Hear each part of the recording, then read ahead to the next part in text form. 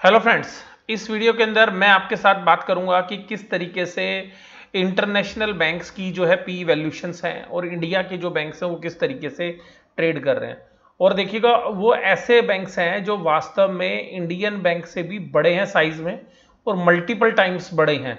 और दूसरी बात यह है कि उनकी पी वैल्यूएशंस क्या है। दूसरा और एक और बात बताता हूं कि उनका डाइवर्सिफिकेशन है, एक कंट्री से ज्यादा में भी वो काम करते हैं, यानी कि ज्योग्राफिकल एरिया भी उनका बड़ा है। और कुछ बैंक्स तो ऐसे हैं जिनकी ग्रोथ रेट भी इंडियन बैंक से ज्यादा रही है। और इसके अलावा मैं आपको बात बताता हूं कि जो कोविड-19 की प्रॉब्लम इंडिया में हुई है उसके बावजूद जो है मोरेटोरियम जो है यहाँ पे अप्लाई हुआ है और स्मॉल और मीडियम एंटरप्राइजेस में जो रिस्क है वो सब देखते हुए, इसके अलावा जिस तरीके से जो बैंक्स में आज आपको डिस्कस करूंगा उसमें से कुछ बैंक्स ऐसे हैं जहां पे वॉरेन बफे ने जो है अपनी होल्डिंग घटाई है और सब्सटेंशियली घटाई है। और इनकी वैल्यूएशंस देखने के बाद आपको पता चलेगा कि इंडियन बैंक्स की वैल्यूएशंस क्या है।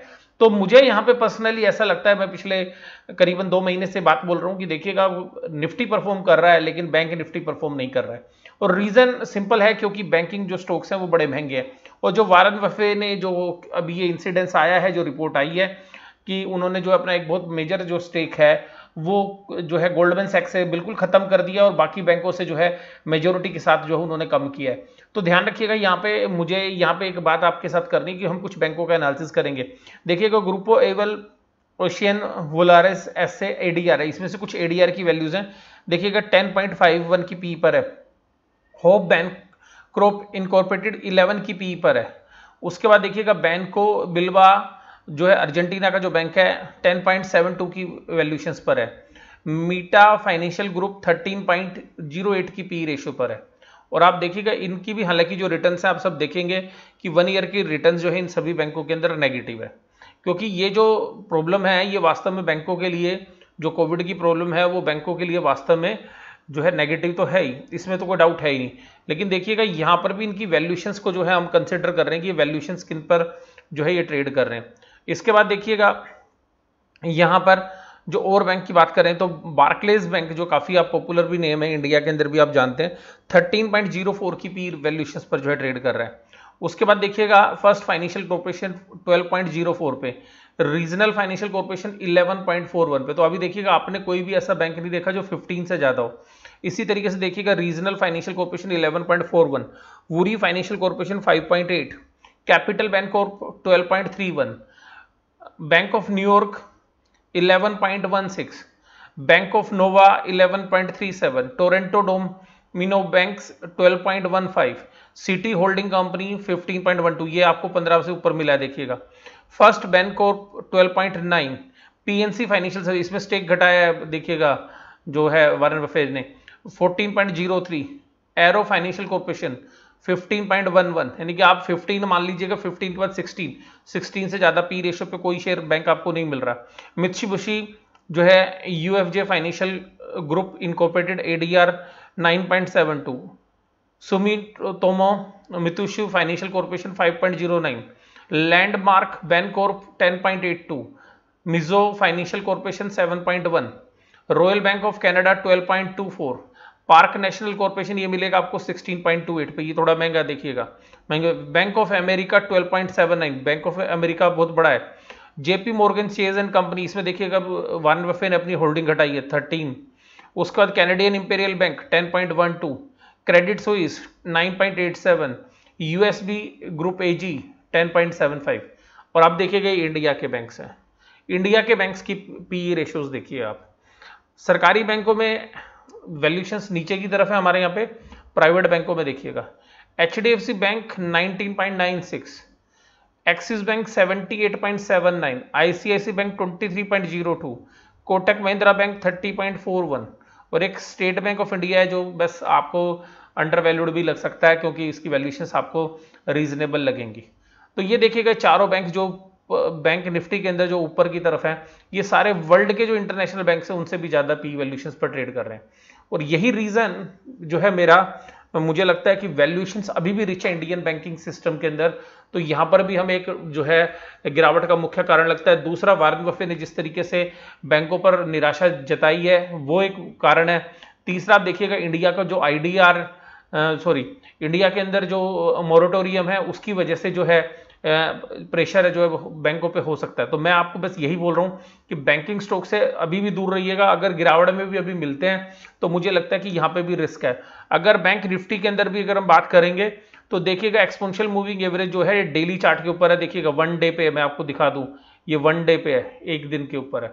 अब वन डे पे कैलकुलेशन अगर आप टेक्निकली देखेंगे तो न्यूट्रल दिखा रहा है, लेकिन अगर सारे मूविंग एवरेजेस से नीचे देखेंगे आप तो ये ट्रेड कर रहा है ओनली 50 डेज के मूविंग एवरेज से ऊपर ट्रेड कर रहा है बैंक निफ्टी, वो भी केवल 150 पॉइंट के आसपास। तो आप देखिएगा यहां पर जैसे ये भी क्रैक होगा 21509 पे, ये हालांकि यहाँ पे सपोर्ट ले चुका है बैंक निफ्टी का भी, और मुझे ऐसा लगता है कि 21056 ये एक ऐसा लेवल है, यहाँ से 2-3 बार बाउंस कर चुका है बैंक निफ्टी। तो कल के ट्रेड में भी और नेक्स्ट वीक के ट्रेड में भी मुझे लगता है कि अगर ये लेवल अगर टूटता है तो वहां से फिर मुझे लगता है कि 1 से 1,500 पॉइंट की जो है गिरावट और आ सकती है। तो देखिएगा अभी गिरावट का रुख है, हो सकता है कि टेक्निकली बाउंस बैक आपको ऊपर की तरफ लगे, लेकिन फंडामेंटल रीजंस देखिएगा, वैल्यूएशंस रीजन देखिएगा, आगे कोविड की प्रॉब्लम देखिएगा, मोरेटोरियम देखिएगा, किसी भी पैरामीटर्स पर हमें ऐसा नहीं लगता कि बैंकिंग स्टॉक जो है निवेश करने के लायक है। इसीलिए मैं आपको बोल रहा हूं कि बैंकिंग स्टॉक से दूर रहिए, और इंडिया के अंदर भी काफी चल चुके हैं। अब देखिएगा एचडीएफसी बैंक का अगर टेक्निकली देखेंगे तो 5 डेज, ये भी देखिएगा डेली चार्ट के ऊपर है, ध्यान रखिएगा, और टेक्निकली जो पैरामीटर है वो भी इसको सेल सिग्नल दिखा रहा है।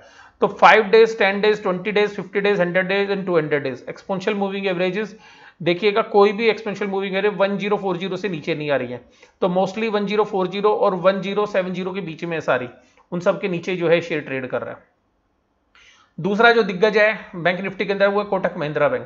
कोटक महिंद्रा बैंक देखिएगा ये भी दिग्गज है, 1309 पे ट्रेड कर रहा है, और ये सारे एक्सपोनेंशियल मूविंग एवरेज से नीचे है, 5, 10, 20, 50, 100 एंड 200। ये भी एक इंडिकेट कर रहा है, और ये टेक्निकली भी स्ट्रॉन्ग सिग्नल दे रहा है। और इसके ऊपर मैंने कल वीडियो भी आपके साथ शेयर की थी, वो भी आप देखिएगा, उसमें मैंने वेटेज भी बताया है कि कितना सभी बैंक निफ्टी के शेयर्स में। तो यहाँ पर भी हमें वीकनेस नजर आ रही है। तीसरा जो है वो है एक्सिस बैंक। तो एक्सिस बैंक देखिएगा 428 का जो है 50 डेज के मूविंग एवरेज से ऊपर ट्रेड कर रहा है, जैसे बैंक निफ्टी कर रहा है 50 डेज से ऊपर। एक ये शेयर है और एक आईसीआईसी बैंक है जिसने बैंक निफ्टी को गिरने से रोका हुआ है। तो देखिएगा ये भी 428 है, तो यहाँ पर भी अगर कोई करेक्शन आएगी तो बहुत ज्यादा नहीं है, केवल 8 रुपए का जो है डिफरेंस है। कोई भी अगर गिरावट यहाँ पे भी आएगी तो फिर आपको एक पेन बढ़ता हुआ नजर आएगा। और आईसीआईसी बैंक देखिएगा ये टेक्निकली जो है 20 डेज और 50 डेज के मूविंग एवरेज से ऊपर ट्रेड कर रहा है, और ये न्यूट्रल है अभी आज की डेट में टेक्निकली। तो मुझे लगता है कि यहाँ पर भी एक अच्छी गिरावट जो है देखने के लिए मिल सकती है। और ये पूरा जो बैंकिंग स्पेस है यहाँ पर अभी खरीदने के मौके नहीं ढूंढने चाहिए, बल्कि सेल और राइज की जो है चांसेस हमें लगते हैं कि वहां पर बनेंगे। इसी तरीके से अगर आप स्टेट बैंक ऑफ इंडिया देखेंगे तो मूविंग एवरेजेस 195 और 192, 100 डेज एंड 200 डेज। तो टेक्निकली अगर आप देखेंगे तो इसको 192 पे इसने भी पीछे रिजल्ट के बाद भी काफी यहाँ पे सपोर्ट दिखाई थी। अब ये सपोर्ट आगे मेंटेन कर पाएगा या नहीं कर पाएगा आने वाले समय बताएगा। लेकिन मुझे जो भी आपके साथ मैंने टेक्निकली भी बात करी और फंडामेंटली भी, तो फंडामेंटली भी देखिएगा हमें लगता है कि वैल्यूएशंस रिच है अभी भी इंडियन बैंकिंग सिस्टम के। कोविड की प्रॉब्लम्स को साथ में कंसिडर करें, मोरेटोरियम को देखें, आगे फ्यूचर आउटलुक देखें, तो इन सभी पैरामीटर्स पर जो है नेगेटिव है। एक ही चीज इनके लिए पॉजिटिव है, वो है कि रेट ऑफ इंटरेस्ट नीचे की तरफ है। रेट ऑफ इंटरेस्ट नीचे की तरफ है, जिसकी वजह से जो है पिछले क्वार्टर में इनको ट्रेजरी इनकम्स भी काफी अच्छी आई थी, और हो सकता है कि अभी यहाँ पे जो लोन बुक के अंदर एनपीए की जो प्रॉब्लम है वो भी इनको डेफर करने के लिए मिल गई थी, और नेक्स्ट क्वार्टर के अंदर भी इनको जो है प्रोविजन नहीं बनने हैं, क्योंकि केवल 1 महीने का टाइम होगा मोरेटोरियम खत्म हुए। तो वहां पर देखिएगा संभावना ये बनती है कि जो है इनकी बुक अभी भी जो है इतनी आपको बुरी नजर नहीं आएंगी, लेकिन जब दिसंबर क्वार्टर के रिजल्ट्स आएंगे तो आपको वीकनेस साफ साफ इनके बैलेंस शीट में नजर आएगी। और इसी रीजन से देखिएगा बड़े प्लेयर्स जो है वो फॉरवर्डली काम करते हैं और वो फॉरवर्ड अर्निंग्स पे ध्यान देते हैं, और उसके बाद भी जो चीजें हैं वो अनसर्टेन है। तो मुझे पूरा का पूरा इस सेक्टर के अंदर एनबीएफसी स्पेस और बैंकिंग स्पेस में, और आप देखिएगा जो बाकी सारे सेक्टर देखिएगा आपको चलते हुए नजर आए, वहां पर इन सेक्टर्स के अंदर आपको जो है तेजी नजर नहीं आई। और देखिएगा ये भी कि ये अगर गिरेंगे, बैंक्स अगर गिरेंगे, तो बैंक निफ्टी में जो गिरावट है वो बहुत अच्छी आ सकती है। मतलब यहां से मुझे ऐसा लगता है 5 से 10% तक की गिरावट इजीली बैंक निफ्टी में आ सकती है, क्योंकि वैल्यूएशंस के गैप है, टेक्निकल गैप्स है, और उसका असर जो है वो निफ्टी के अंदर भी पड़ेगा। लेकिन निफ्टी के अंदर जो है कंपेरेटिवली जो है बैंक निफ्टी के मुकाबले में बहुत ज्यादा स्ट्रेंथ है अगर टेक्निकली भी बात करेंगे तो आप। और फंडामेंटली तो क्या होता है कि अगर बैंक निफ्टी गिरेगा तो उस पर भी इंपैक्ट आएगा, लेकिन आने वाला समय जो है वो बताएगा कि किस तरीके से काम करेंगे। हालांकि अभी रिजल्ट्स बहुत अच्छे नहीं थे और पूरा रिजल्ट सीजन भी लगभग खत्म हो गया, रिजल्ट्स भी कोई ऐसा नहीं था कि बड़े इंप्रेसिव थे और मार्केट ऊपर की तरफ है। तो जो भी आप निवेश करें वो थोड़ा सा अलर्ट होकर करें और ऐसे शेयर्स को ही खरीदने की कोशिश करें जहां पे कि वैल्यूएशंस आपके फेवर में, यानी कि रिस्क एंड रिवार्ड्स आपके फेवर में है। तो लेकिन मुझे ऐसा लगता है कि ये जो सेक्टर है, ये जो सेगमेंट है, अभी भी इसके अंदर जो है पेन और जो रिस्क है वो बना हुआ है। तो अगर मार्केट में किसी भी तरीके की गिरावट आती है तो मुझे लगता है इस सेक्टर के अलावा जो है बाकी जगह जो है मौके ढूंढने चाहिए जहां पर आपको वैल्यूएशंस ठीक लगते हो। और लॉन्ग टर्म के नजरिए से जो है मैंने आपके साथ बात भी करता रहता हूँ कि कौन से सेक्टर जो है मुझे फेवरेट लगते हैं। तो यहाँ पर मैं केवल ये बता रहा हूँ कि मुझे जो आउटलुक लगता है नेक्स्ट वीक का या उसके बाद भी, तो वीकनेस नजर आ रही है। और सीधी देखिएगा वॉरेन बफेट ने जिस तरीके से बैंकिंग सेक्टर के शेयर्स सेल किए और कुछ से तो बिल्कुल ही एग्जिट कर गया, तो वहां पे मुझे लगता है कि जो फंड मैनेजर्स हैं या जो इंडिया के अंदर भी जो इन्वेस्टर्स हैं उनके माइंड सेट जो है उसके अंदर जो है इनके लिए पहले ही कम जगह थी, क्योंकि ये चीज सेक्टर चले भी नहीं। और जो है दूसरा एक तरीके का जो है पेन क्रिएट हो सकता है आने वाले 1 महीने या 1.5 महीने के दौरान। और क्योंकि सितंबर का महीना जो है जनरली नो इवेंट मंथ है, एक तरीके से कोई मेजर इवेंट्स है नहीं वहां पर, तो क्योंकि रिजल्ट्स आने नहीं है और बाकी कुछ वैसे क्रेडिट पॉलिसी से संबंधित भी कुछ भी नहीं है।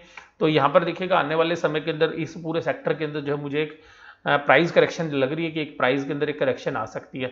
आपको ये वीडियो कैसा लगा जरूर से जरूर आप मुझे बताइएगा। लेकिन मैं आपको ये नहीं बोल रहा हूँ कि किसी भी तरीके के आप इसमें निवेश करें, शॉर्ट करें या लॉन्ग करें। जो भी आप करें वो अपने फाइनेंशियल एडवाइजर से सलाह लेके करें। तो मैंने फंडामेंटली और टेक्निकली आपको एजुकेट करने की कोशिश की है। ये वीडियो आपको कैसी लगी जरूर से जरूर आप मुझे बताइएगा। वीडियो देखने के लिए धन्यवाद। Thank you very much.